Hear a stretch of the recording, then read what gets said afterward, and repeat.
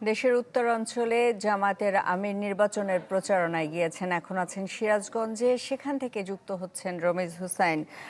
রমিজ, কেমন দেখছেন জামাতের এই নির্বাচনী প্রচারণা?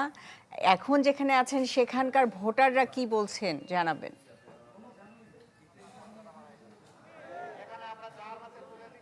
রেইনবো অলরাউন্ডার এক্সটেরিয়র পে বাড়ির বাহিরের দেয়ালের সুরক্ষা নিয়ে থাকুন নিশ্চিন্ত, সাথে পাচ্ছেন 10 বছরের ওয়ারেন্টি।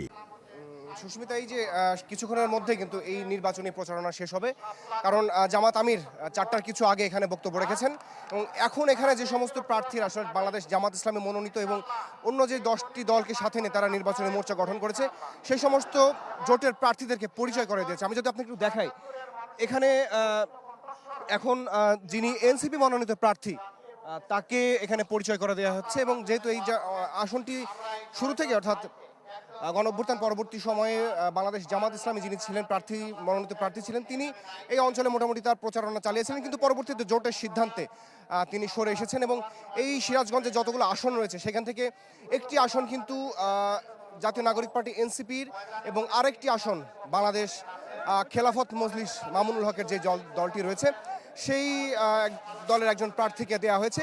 বাকি যে সমস্ত আসনগুলো রয়েছে সেখানে দাঁড়িপাল্লার প্রতীক অর্থাৎ বাংলাদেশ জামাত ইসলামীর যারা সমর্থিত তাদেরকেই সেই প্রার্থীতা সেখানে ঘোষণা করেছে বাংলাদেশ জামাত ইসলামের পক্ষ থেকে।